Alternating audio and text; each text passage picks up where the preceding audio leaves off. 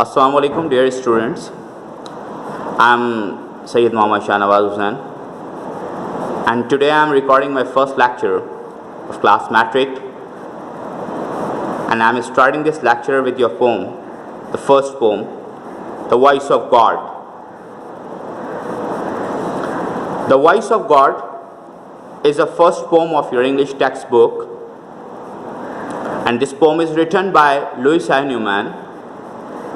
He was born in 1893 and died in 1972. इस pome को लिखने वाले शायर का नाम है लुइस आई न्यूमैन। 1893 में पैदा हुए, 1972 में इनका इंतकाल हुआ। He was born in Providence, Rhode Island, United States of America. ये एक अमेरिकन पोइट थे। He studied at Brown University and after his doctorate lectured at Columbia. इन्होंने ब्राउन यूनिवर्सिटी से अपनी तालीम हासिल की। डॉक्टरेट के बाद कोलंबिया में वर्क किया and lectured started lecturing at Columbia. He is author of many books on religious subjects. इनकी जो वजाए शोहरत थी, जो शायर थे, ये वजाए शोहरत जो इनकी थी वो एक मजहबी शायर की हैसियत से इनकी आइडेंटिफिकेशन थी। इनकी पहचान एक मजहबी शायर की हैसियत से थी।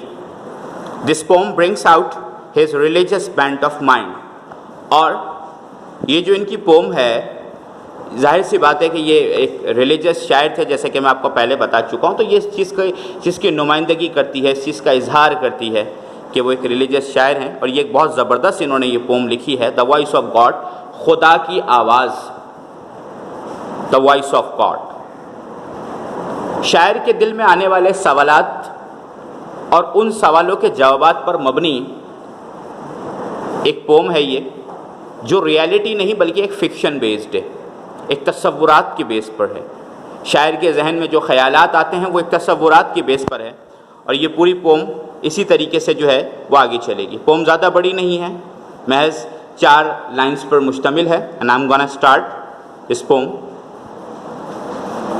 I sought to hear the voice of God and climbed the topmost steeple. But God declared, go down again, I dwell among the people. बस इतनी सी ये पोम है। शायर क्या सोचता है, क्या कहना क्या चाहता है, क्या मैसेज हम तक डिलीवर करता है थ्रू दिस पोम, कि उसके जहन में एक दिन एक ख्याल आता है। मैंने आपसे पहले भी ये बात कही थी कि ये पोम जो है ये बेसिकली जो है वो एक तसव्वुरात पर मबनी है, इमेजिनेशन पर मबनी है। शायर के जहन में आने वाले सवालात और फिर उन सवालात के जवाबात पर मबनी ये पोम है। पहली लाइन में शायर कहता है, I sought to hear the voice of God. मैंने चाहा खुदा की आवाज़ को तलाश करने, चाहा कि खुदा को ढूंढ लूँ।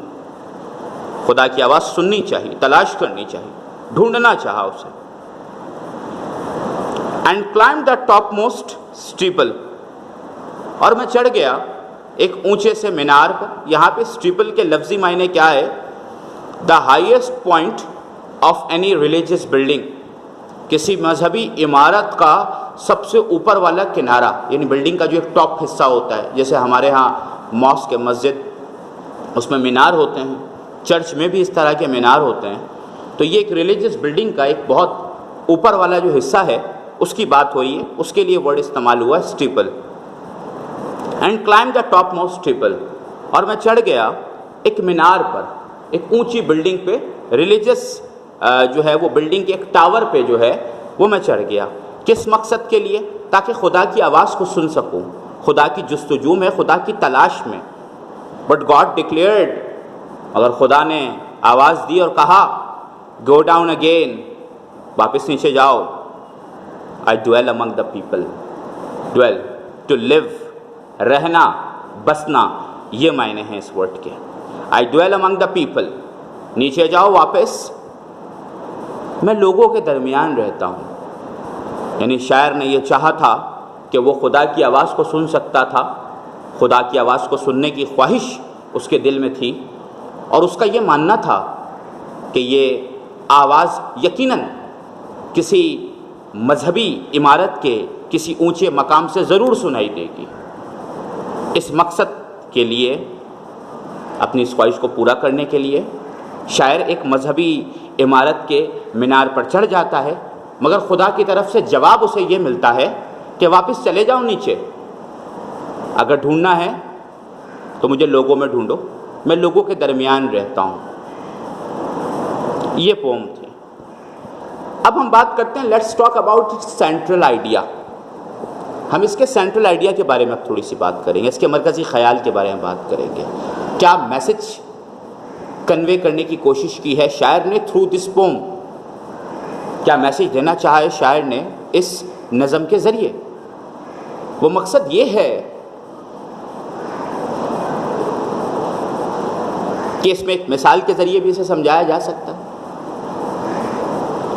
کہ خدا کو محض، چونکہ یہاں ایک مذہبی عمارت کے اونچے مقام کا ذکر آیا ہے، ایک مذہبی عمارت ہے، اس کا اونچا مقام ہے جس کا ذکر آیا ہے، تو یہاں عبادتوں سے اس کا تعلق ہو سکتا ہے کہ خدا صرف عبادتوں میں اسے ڈھونڈنے کی کوشش نہ کی جائے، بلکہ خدا تو انسانوں کی، خلق خدا کی خدمت میں بھی خدا مل جاتا ہے۔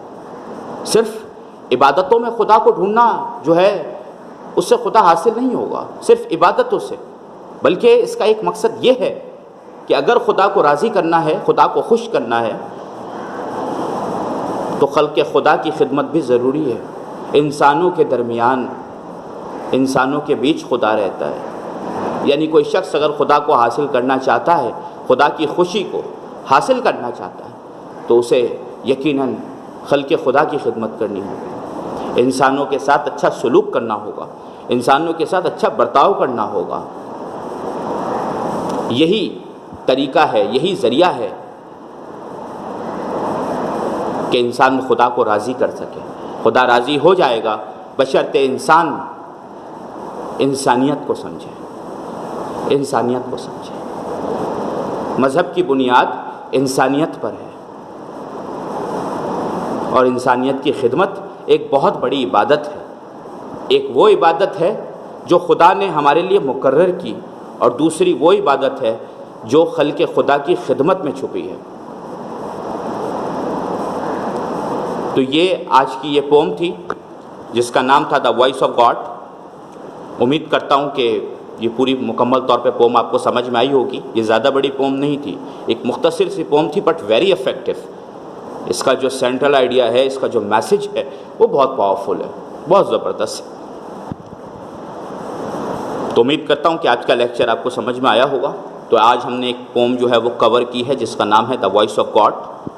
انشاءاللہ پھر دوبارہ ملاقات ہوگی آپ لوگوں سے اگلے لیکچر میں، اور اس لیکچر میں جو ہے وہ ہم نیکسٹ چیپٹر کو جو ہے وہ کور کریں گے، ٹھیک ہے؟ تب تک میں آپ لوگوں سے اجازت چاہتا ہوں۔ اللہ حافظ۔